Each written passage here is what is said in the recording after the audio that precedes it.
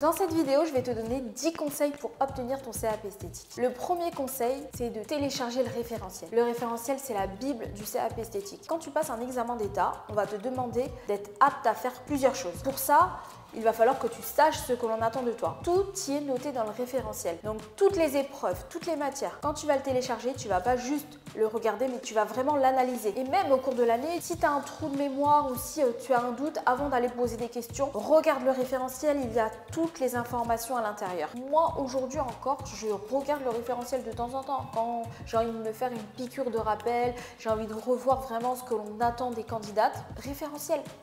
Référence. Donc une référence, c'est vraiment là où il faut aller chercher. Donc télécharge le référentiel. Certaines candidates aujourd'hui me posent des questions, je leur demande est-ce que tu as téléchargé le référentiel? On me dit non, c'est pas possible. Quand tu t'es inscrit au CAP esthétique, la première des choses à faire, c'est de télécharger le référentiel. Si tu ne sais pas où le trouver, n'hésite pas à m'envoyer un message sur Instagram, je te l'enverrai par mail avec grand plaisir. Mais télécharge le référentiel, c'est tellement important. Ça va vraiment t'aiguiller tout le long de l'année. Avant de te partager la suite, je suis Elisa Lui, formatrice au CAP esthétique. Après avoir passé cet examen tant redouté, je me suis rendu compte de toutes les difficultés qu'il y avait pour obtenir ce diplôme. J'ai créé un guide pour t'aiguiller sur les bases du CAP esthétique. Tu y trouveras des conseils sur comment réviser, comment trouver un stage, sur toutes les épreuves et surtout sur ce qu'on attend de toi. Je suis là pour te faciliter les révisions. Tu passes ou tu souhaites passer ton CAP esthétique, télécharge le guide dans la description. Tellement important de mettre toutes les chances de ton côté pour obtenir ce fameux diplôme. Le deuxième conseil pour obtenir ton CAP esthétique, c'est de te faire un planning. Un planning journalier. Il faut absolument savoir ce que tu dois réviser, quand le réviser. Le lundi, c'est le premier jour de la semaine, donc c'est le jour où on a le plus de motivation après un week-end. Donc le lundi, qu'est-ce que je fais? Épilation. Le mardi, qu'est-ce que je fais? Je révise la théorie. Il faut absolument que tu saches tous les jours quoi faire. Et tu n'es pas obligé de réviser tous les jours, hein, mais il faut réviser au moins 1 à 2, voire 3 fois par semaine. Sans organisation, tu ne vas jamais y arriver, tu vas lâcher à un moment donné.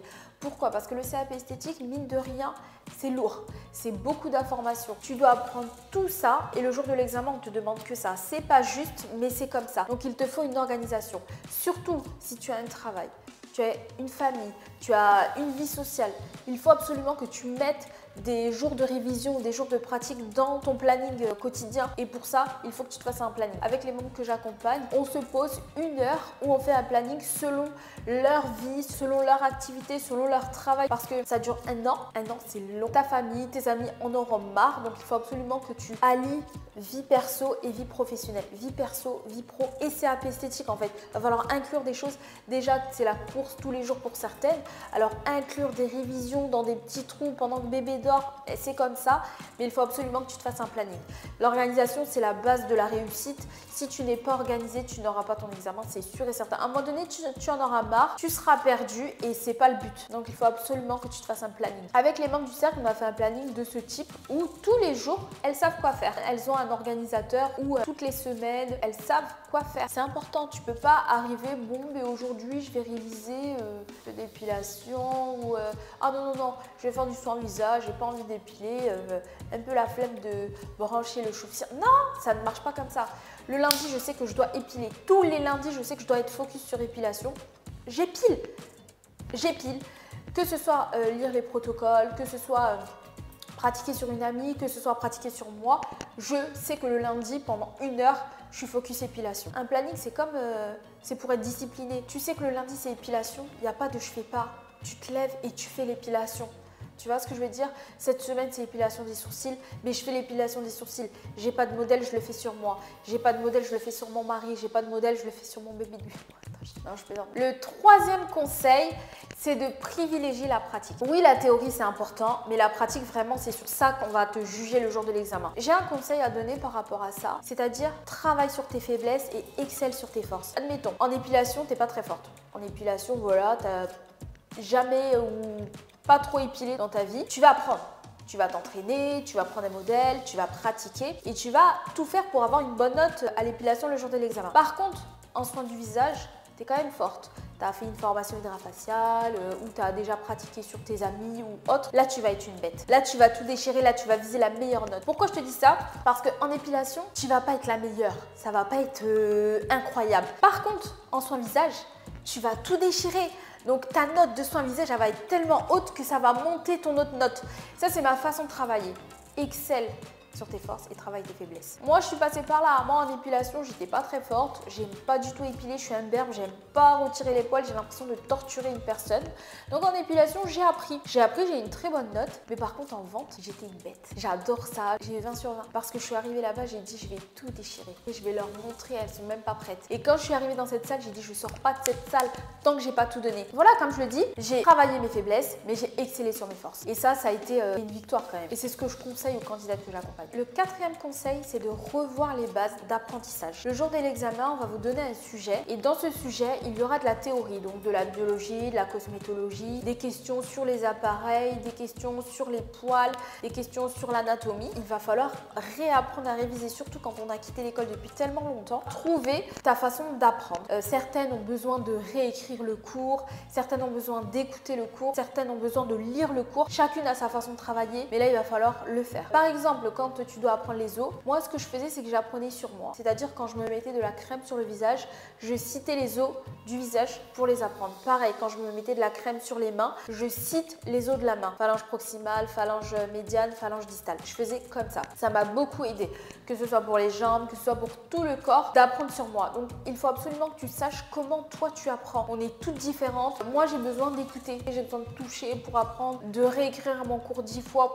Moi, ça m'aide pas. Mais certaines, ça les aide. Donc, revois les bases d'apprentissage, comment toi tu aimes apprendre, parce que la théorie c'est important. Tu peux perdre énormément de points si tu n'apprends pas la théorie. Pour être esthéticienne, tu dois connaître pas mal de choses. Le cinquième conseil pour obtenir ton CAP esthétique, c'est de t'entourer de filles qui passent le CAP esthétique. Pourquoi? Passer le CAP esthétique, c'est lourd, comme je l'ai dit tout à l'heure, c'est pratiquement une année et à un moment donné, à force de parler à ton mari, à ta mère, à tes sœurs, de CAP esthétique, tout le monde en aura marre parce que tout le monde ne comprend pas ce que tu vis. C'est quand même intense, tu es en reconversion professionnelle ou tu aimerais obtenir ce diplôme pour proposer plus de prestations, c'est quand même important. Donc toi, c'est au cœur, c'est au centre de ta vie, tu vas vouloir en parler tout le temps. Mais tout le monde ne peut pas te comprendre. Donc t'entourer de femmes qui vivent la même chose que toi, ça va vraiment te booster, ça va vraiment t'aider. Et en plus, le jour où tu as une baisse de motivation, tu vas voir une autre candidate qui passe le CAP esthétique te dire voilà, moi aujourd'hui je me suis entraînée, ça va te booster. Les membres que j'accompagne, on a un groupe WhatsApp où on discute tout le temps, où on montre les révisions. Quand tu vois une fille qui révise, bah, tu te dis bon allez, j'ai pas envie aujourd'hui, mais allez j'y vais,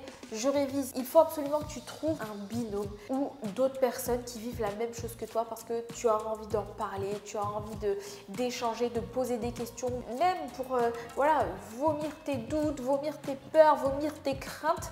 Il faut quelqu'un qui passe cet examen. J'ai créé un post Instagram où tu mets ta ville en commentaire et si une autre candidate est de la même ville que toi, elle t'envoie un message en privé. Si je peux aider les candidates à se retrouver entre elles, à discuter entre elles, mais moi j'ai fait la moitié du travail et je suis tellement contente. Pour moi, ta réussite, c'est ma réussite. N'hésite pas à aller voir et n'hésite pas à mettre ta ville. On ne sait jamais parce que même si elle répond pas sous ton post, elle peut t'envoyer un message privé. L'année dernière, il y avait des candidates qui faisaient partie de mon accompagnement. Elles se voyaient entre elles, elles révisaient entre elles et je peux vous jurer que ça fait partie de la réussite du CAP esthétique. Le sixième conseil pour obtenir ton CAP esthétique, c'est de regarder des vidéos. Pourquoi il faut regarder des vidéos? Parce que quand tu es en école ou autre, on te montre la prestation, admettons, soin visage une fois. Une fois, ça suffit pas. Je suis désolée, même si j'ai le protocole sous les yeux, une fois, ça suffit pas. Trouvez des vidéos, regardez-les une fois, deux fois, trois fois pour perfectionner vos soins ou votre épilation. C'est important de regarder tout le temps des vidéos. Moi, sans ça, j'aurais jamais eu mon CAP esthétique. Il fallait absolument que je filme tout ce que je fais. Et c'est pour ça que moi, les candidates que j'accompagne, elles regardent les vidéos au ralenti, en accéléré, de tous les côtés, en face, machin. C'est important de regarder tout le temps, de voir ce qui se passe, comment faire. C'est comme tout. Quand on te montre une fois, c'est impossible que tu retiennes le tout. Même si tu as les protocoles, c'est impossible. On n'est pas des robots. Donc, il faut absolument que tu aies une démonstration, que tu regardes les vidéos, que tu t'entraînes. Tu regardes la vidéo, tu pratiques. Tu regardes la vidéo, tu pratiques. Tu regardes la vidéo, tu pratiques. C'est comme ça que ça marche, sinon ça rentre pas. Filme-toi quand tu pratiques pour voir si tu as bien fait, si tu as mal fait, si tu dois recommencer, si tu dois te positionner de telle ou telle façon. Mais filme-toi et regarde regarde les vidéos. Et en plus, quand tu vas regarder les vidéos, tu vas voir ton évolution et ça va te donner confiance en toi pour le jour de l'examen. Le 7e conseil que je vais te donner, c'est de faire un stage. Pourquoi faire un stage? Le stage va t'aider pour la pratique, va t'aider à être à l'aise avec certaines épreuves comme le soin visage ou l'épilation. Quand tu es dans un bar à ongles, admettons, et que tu mets du vernis toute la journée, même si je le rappelle, l'épreuve CAP esthétique n'a rien à voir avec ce qui est fait en institut. Au CAP esthétique, on te demande vraiment des protocoles scolaires, des étapes à suivre. Le jour où tu es en institut, ça n'a rien à voir. Tu fais ce qu'on te demande de pratiquer, par exemple, les soins des ongles,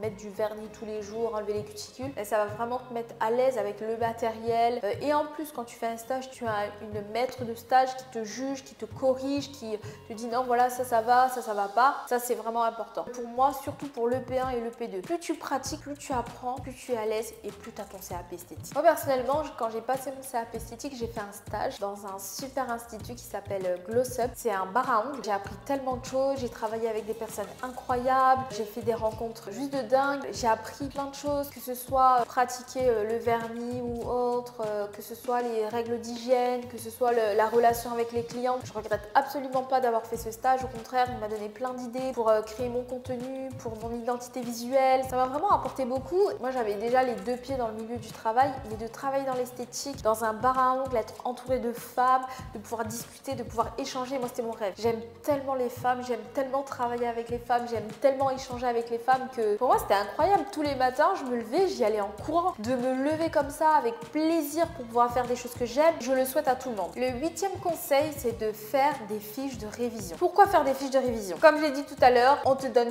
tout ça d'informations pour passer ton CAP esthétique et le jour de l'examen, tu n'as que ça. Il va falloir condenser les informations. Chacune a sa façon de faire ses fiches de révision. Comme j'ai dit tout à l'heure, soit tu lis et tu réécris ce qui est important, mais quand on ne sait pas trop ce qui est important et ce qui ne l'est pas, moi je t'ai fait des fiches de révision simplifiées qui peuvent t'aider à obtenir ce diplôme. N'hésite pas à aller dans la description, je te mets le lien pour récupérer tes fiches de révision. Beaucoup de candidates ont eu leur CAP esthétique grâce à ces fameuses fiches de révision. Le 9e conseil, c'est de faire des CAP blancs. Quand je dis CAP blanc, c'est pas aller dans un lycée pour faire l'examen, non. C'est vraiment toi-même te mettre en condition d'examen. Tu vas installer ton matériel, tu vas installer ton modèle et tu vas mettre ton téléphone pour filmer ce que tu fais et ensuite tu regarderas tout ce que tu as fait et tu jugeras par toi-même. Tu regarderas ce qui va pas, ta posture, ton matériel, tes gestes, ton modèle et tu fais en sorte d'améliorer tout ça. Une année, une candidate qui a passé son CAP blanc ne s'était pas entraînée, elle avait jamais pratiqué. Donc l'épreuve EP2 épilation des aisselles, elle a torturé son modèle.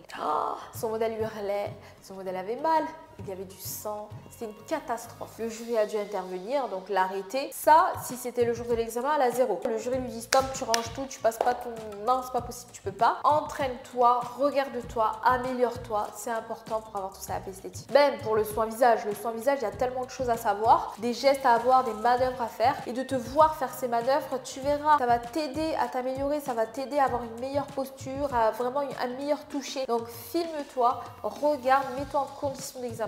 Le 10e conseil, c'est un conseil que j'ai eu de ma mère avant de passer le CAP esthétique. Il faut absolument que tu gères ton stress. Ça peut paraître fou, simple ou pas forcément important. Quand tu passes ton examen, tu as droit à une chance. C'est une journée. Le matin, tu as souvent le P2 et l'après-midi le P1. Ça peut être l'inverse. Mais si tu gâches cette journée parce que tu étais trop stressé, parce que tu avais mal au ventre, parce que tu avais envie d'aller aux toilettes, parce que tu courais partout, parce que tu faisais tomber tout ton matériel, c'est pas possible. Tu as une journée pour prouver au jury que tu es apte à être esthéticienne. Donc hors de question de tout gâcher. Trouve des solutions. La veille, prends un bain, prépare tout ton matériel, fais de la méditation, fais du sport, fais tout ce que tu veux. Mais le jour de l'examen, t'es pas stressé. C'est pour ça que c'est important de s'entraîner tout le long de l'année parce que le jour de l'examen, tu dois être détendu. Tu dois te dire, je vais montrer au jury ce que je sais faire. Je suis à l'aise, je suis prête à être esthéticienne. Regardez-moi faire. C'est dans cet état d'esprit que tu dois aller le jour de l'examen. Je sais, regardez.